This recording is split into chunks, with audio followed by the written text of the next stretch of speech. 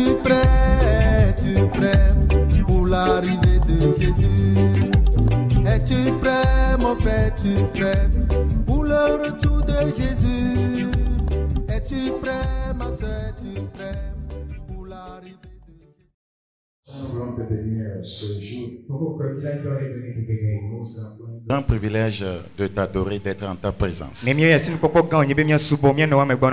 Nous prions que tu assistes chacun d'entre nous et que tu bénisses nos âmes. Prions que tu utilises ta parole pour nous rapprocher davantage de toi. Merci pour cette grâce. Au nom de Jésus, nous avons prié.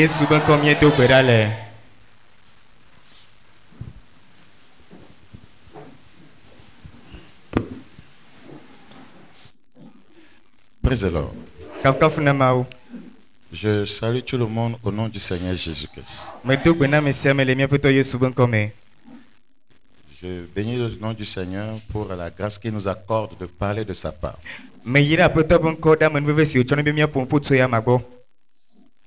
Je voudrais parler aux croyants. Le Seigneur m'a tourmenté ces derniers temps par un mot, la dissimulation. Dissimulation. Après toi,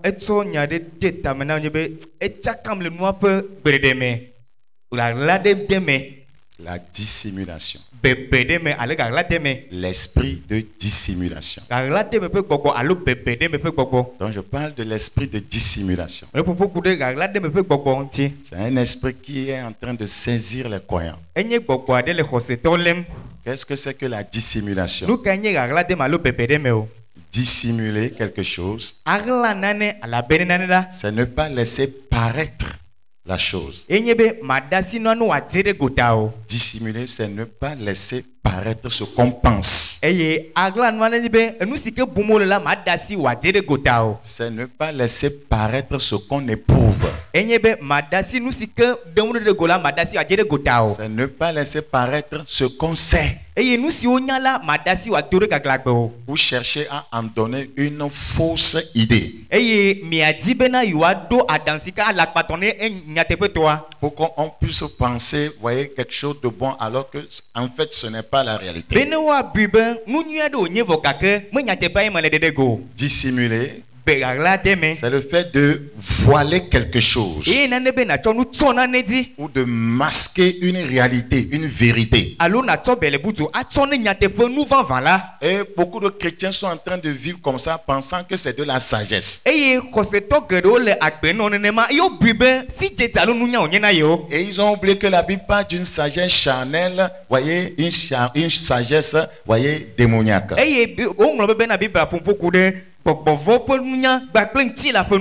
Bible parle d'une sagesse terrestre aussi. Donc la dissimulation n'est pas une sagesse, voyez, qui vient de Dieu.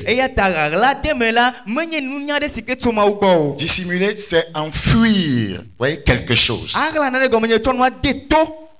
C'est enfuir la chose. Déguiser.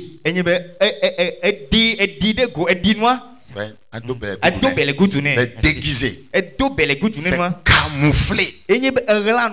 Camoufler quelque chose. Camoufler ses vrais sentiments.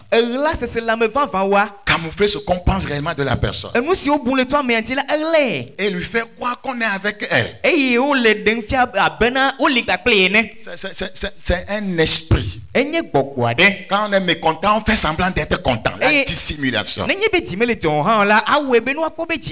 Quand on n'est plus avec la personne, on fait semblant d'être avec elle. Quand on ne croit plus en la personne, on fait semblant de croire en elle. Ouais, de façon, voyez, ingénieuse. Ouais, si la dissimulation était une bonne chose, ouais, les Écritures n'allaient pas nous dire de rejeter cela. Les Écritures nous enseignent de rejeter cela. Parce que la dissimulation, voyez, est la nature du diable et non d'un enfant de Dieu. Regardez dans 2 Corinthiens chapitre 11, le verset 14. 2 Corinthiens chapitre 11, le verset 14. Et cela n'est pas étonnant puisque Satan lui-même se déguise en ange de lumière. Il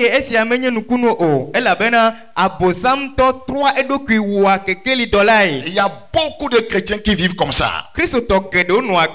Ils dissimulent les choses. Ce faisant, voyez, ils cheminent avec le diable sans le savoir. Dans 1 Pierre chapitre 2, 1 Pierre chapitre 2, le verset 1. 1 Pierre chapitre 2 verset 1.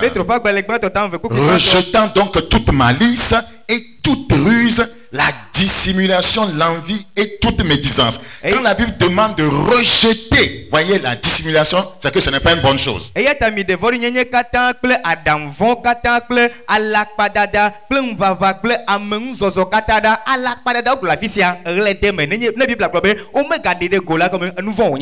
Donc la dissimulation n'est pas une bonne chose. Sinon les Écritures n'allaient pas condamner cela. Nous allons lire ce passage dans la version Parole Vivante. 1 Pierre chapitre 2. 1 Pierre chapitre 2. Le verset 1. 1 Pierre 2, 1. Débarrassez-vous donc de toutes les formes de mal. Ruse et fraude, dissimulation, comédie ou demi-vérité. Donc, la parole vivante explique la dissimulation comme la comédie ou demi-vérité. Tu fais de la comédie. La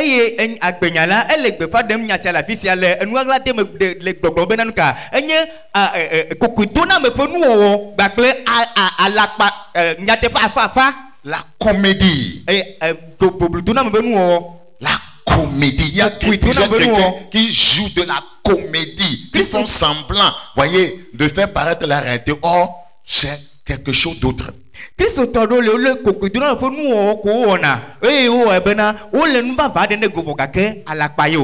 les demi-vérités. Vous ne dites jamais la vérité totale. Vous êtes dans la dissimulation. Donc il y a des chrétiens comédiens. Vous jouez de la comédie devant votre pasteur. Ce n'est pas comédie, mais vous jouez de la comédie. Je ne sais pas comment on peut expliquer ça. Voilà. Vous jouez de la comédie. Hein? Vous jouez de la comédie. Il y a des chrétiens comédiens ici. On ne trompe pas Dieu. Et vous ne pouvez pas tromper un homme de Dieu. Plusieurs d'entre vous êtes des comédiens. Des fois vous ne recevez pas la parole, vous faites semblant. Vous n'êtes pas d'accord, mais vous jouez. Vous êtes mécontent, mais vous jouez. Vous n'avez plus envie de cheminer avec une personne, mais vous jouez. Vous jouez avec Dieu. En fait, vous avez envie de retourner dans le monde. En fait, vous avez envie d'abandonner. En fait, vous êtes là encore parce que vous cherchez quelques intérêts. On appelle ça de la comédie. Jésus n'a pas fait de la comédie à la croix. Et quiconque est né de lui ne peut pas être un comédien. Un comédien, c'est quelqu'un qui dissimule les choses, qui dit des demi-vérités. Il faut que les chrétiens soient libérés de cette manière de vivre. C'est très dangereux. Dans Galates chapitre 2. Galates chapitre 2, le verset 11. Galates chapitre 2, le verset 11. Nous lisons rapidement.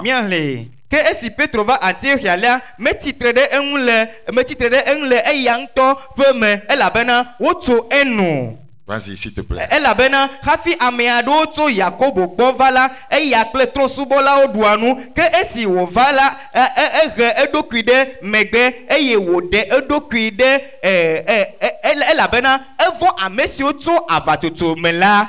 Le verset 13. Pourquoi me utolia eye yudato susuya wo ha da alakpa bakli alegbebena o rebana bahade o pour alakpa dadame. Ici, il s'agit d'un apôtre. Ne me dis pas que non, ce qu'on dit ne me concerne pas. C'est un esprit qui peut te saisir facilement. Afisi apostolo e jinwa le jodo magablobe ya me kai onye gbogbada te ma le obobwede. Voyez, il a joué la comédie ici. E wo fefenu la afisia. Voyez, il a camouflé les choses.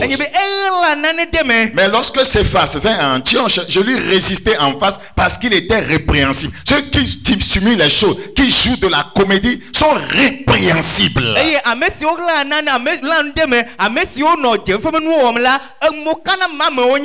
En effet, avant l'arrivée de quelques personnes envoyées par Jacques, il mangeait avec les païens. Il mangeait avec les païens. Et quand elles furent venues, il s'esquiva et se tait à l'écart par crainte des circoncis. La comédie, il s'esquiva. Il a fait tout pour les dribbler, pour les feinter. Et les chrétiens vivent comme ça. Ils dribblent Dieu. Ils dribblent le pasteur. Et ils pensent qu'ils sont en train de faire quelque chose. La Bible dit, avec lui, les autres juifs usèrent aussi de dissimulation. Il a entraîné les autres, voyez, dans ce comportement, voyez, répréhensible. La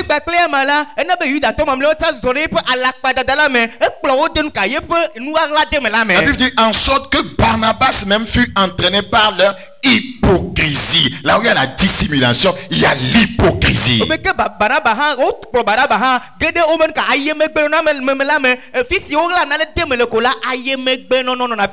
Je prie Dieu que vous soyez des croyants vrais, sincères, juste, transparent. Dissimuler quelque chose, c'est cacher sa véritable conviction. Quelle est ta véritable conviction? Quelle est ta conviction par rapport à ce frère, à cette soeur? Tu caches ça et tu lui montres autre chose. C'est un péché.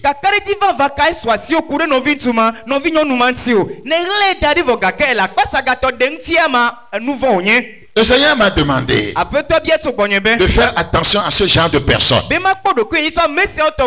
Parce que ces personnes sont de véritables instruments entre les mains du diable.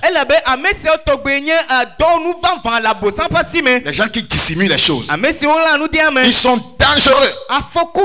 Il m'a dit de faire attention à ces gens dans l'église. Ne même pas marcher avec des gens comme ça, qui camouflent les choses.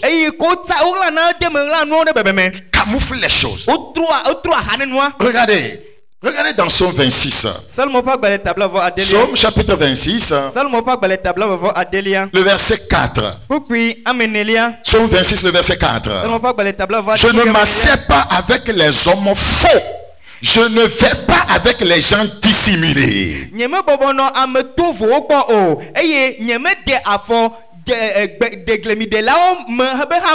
Regardez comment Lévi les appelle. Je ne m'assieds pas avec les hommes faux. Si tu veux qu'on aille ensemble, tu dois être vrai. Tu dois être vrai. Parce que si tu caches les choses, Dieu le saura. Comme Dieu le sait, et il a mis son esprit en ses enfants ou en ses serviteurs, ils le sauront aussi.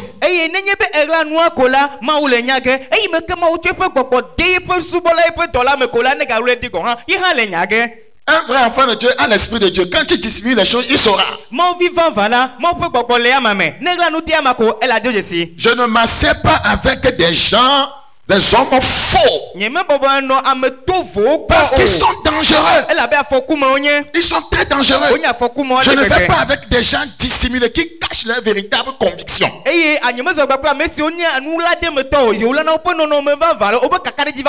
La parole de vie dit Je ne m'assois pas avec les gens faux. Et je ne vais pas avec les menteurs. Je ne vais pas avec les menteurs. Parce qu'ils sont très dangereux. Donc, il y a une sentence de Dieu qui pèse sur la tête des gens dissimulés. Regarde dans Ésaïe chapitre 29. Ésaïe chapitre 29. Le verset 15.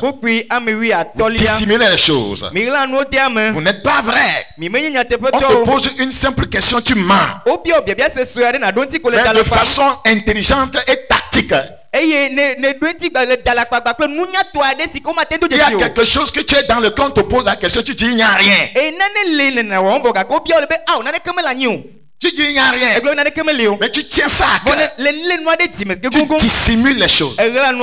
Un enfant de Dieu, c'est la transparence. Ésaïe chapitre 29, 15. Ésaïe 29, 15.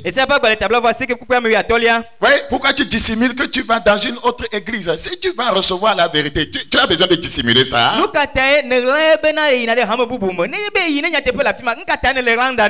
Tu te rends dans un camp de prière, on te pose la question. Tu dissimules. Pourquoi tu dissimules? Si tu sais que ce que tu fais est bien, tu dissimules ça pourquoi?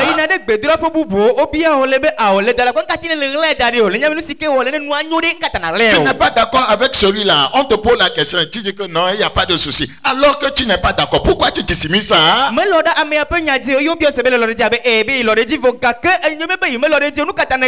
Ésaïe chapitre 29, 15. Ésaïe chapitre 29, le verset 15. La Bible dit malheur à ceux qui cachent leurs desseins. Malheur à ceux qui cachent leurs desseins pour les dérober à l'Éternel. Qui font leurs œuvres dans les ténèbres. Et qui disent qu'ils nous voient et qu'ils nous connaissent. Tu peux dissimuler les choses. Tu peux voiler les choses. Tu peux camoufler les choses. Dieu te voit. Dieu te voit. Dieu te connaît. Il connaît tout de toi. Donc c'est inutile de mener une telle vie.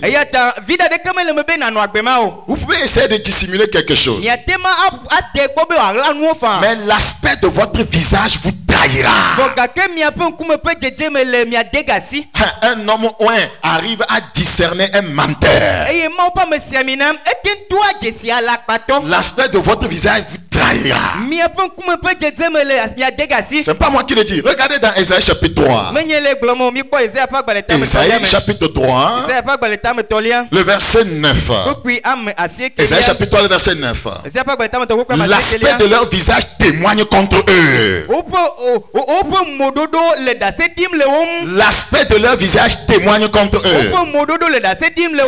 Toi, une personne, vous marchez bien. Vous discutez avant bien. Vous causez bien. Vous étiez bien. Tout bien, tout à coup tu commences à te retirer. Tu ne dis rien. Tu fais semblant. On sait que tu camoufles. Quelque chose est caché dans ton cœur. Il y a quelque chose dont tu n'es pas d'accord. Mais tu camoufles cela. Tu dissimules cela. Peut-être qu'on t'a fait une correction. Ça t'a énervé. Depuis ce jour-là, tu camoufles ta haine. Tu camoufles, voyez, ta haine. Tu camoufles ta rancune. Mais tu continues à être avec la personne. C'est quel genre de chrétienté? Ce n'est pas une vie pure. Ce n'est pas une vie transparente. C'est une vie qui permet à l'ennemi d'avoir accès à ton âme. Oui, quand les gens finiront par reconnaître que tu dissimules les choses, ils s'éloigneront de toi. Quand Dieu verra que tu dissimules les choses, il va s'éloigner de toi. Il dit malheur à ceux qui lui cachent leurs desseins. Si je suis avec toi après, je constate que tu dissimules les choses, tu me camoufles les choses, je vais m'éloigner de toi parce que tu es dangereux. Tu es dangereux. Les gens qui dissimulent les choses ne sont pas loin de la trahison.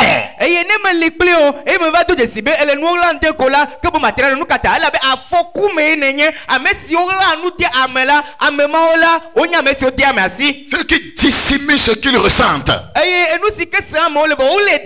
Ils finiront par vous trahir. Et ils finiront par trahir Dieu. Parce que les Écritures disent dans Somme 119 que ceux qui n'observent pas la parole de Dieu sont des traîtres.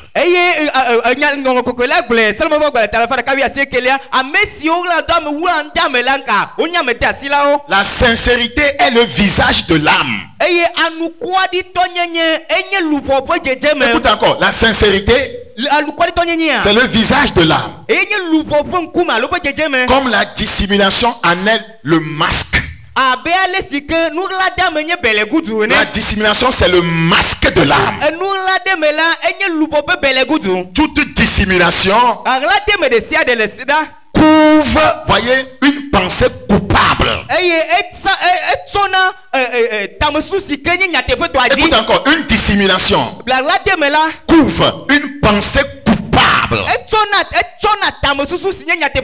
À force de dissimuler les choses, ton masque devient ta figure. À force de dissimuler les choses, le masque que tu portes, dissimuler, c'est se masquer. Et ce masque devient ta figure. Tu vivras plus tes défauts que tes qualités en vivant dans la dissimulation.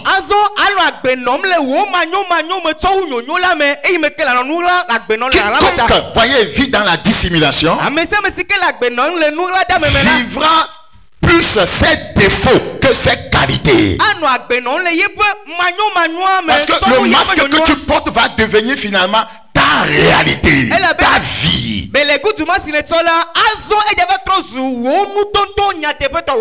Le visage est le miroir de l'âme et du cœur, je veux dire.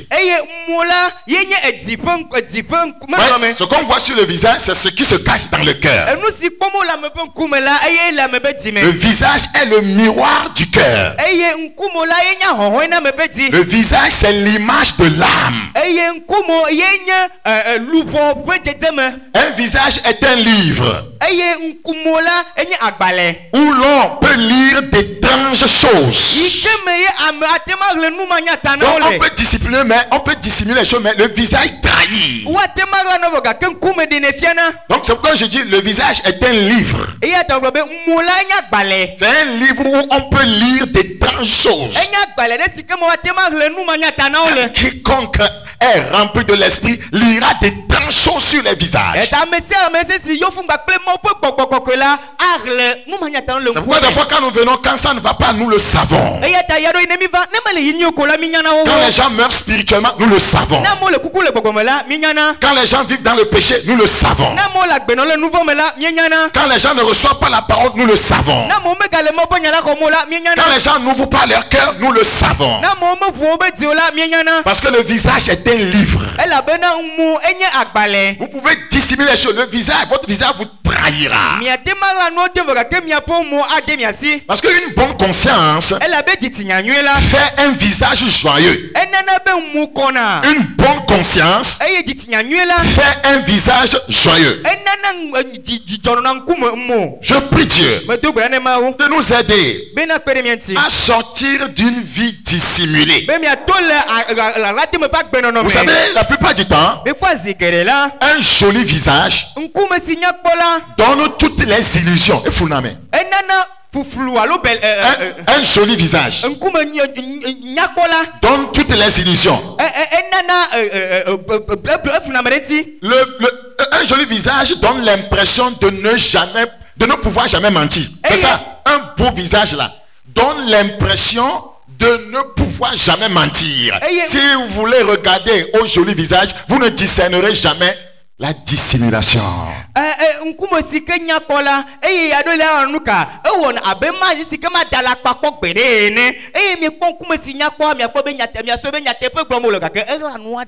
le joli visage va vous tromper. Vous allez apprécier seulement quoi? La beauté du visage. Or, si vous regardez bien, il y a la dissimulation.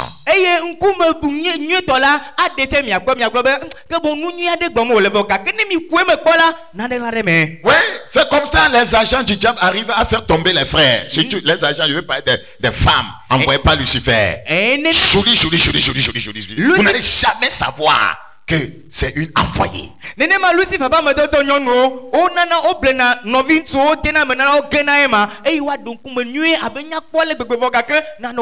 Je voudrais terminer avec Romains chapitre 2. Romains chapitre 2.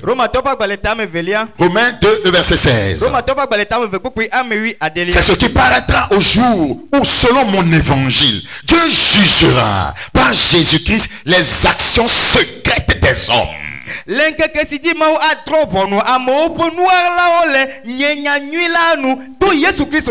jugera les actions secrètes des hommes. Non, ne continue pas à dissimuler les choses. On va te les ramener un jour. Et tu seras jugé. Le chrétien, c'est la transparence. Le chrétien, c'est la vérité. Si quelqu'un t'a fait quelque chose là, ce qui est dans ton cœur, dis-lui ça et puis ça s'arrête. Ne joue pas à cette vie de dissimulation. Tu ressembles à Lucifer. Tu ressembles au diable. Tu n'es pas spirituellement en point, tu dissimules. Tu n'es pas spirituellement au point. Tu fais semblant. Tu dissimules.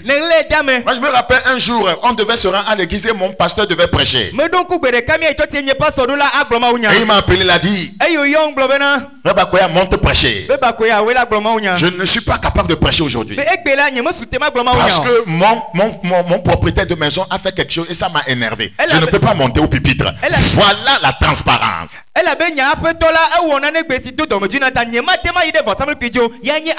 Mais les chrétiens qui dissimulent les choses, ils vont tenir le micro. Parce qu'on ne peut pas représenter Dieu quand on a une tâche de péché dans sa vie.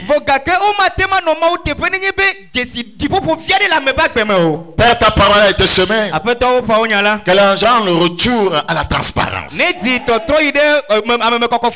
à la vérité. Je prie que tu libères ceux qui se sont retrouvés dans ce message d'un tel esprit et qu'ils exposent de façon claire ce qu'ils ressentent, ce qui ne va pas avec eux, ce qui les dérange. Merci pour cette grâce. Au nom de Jésus-Christ. Amen. Amen.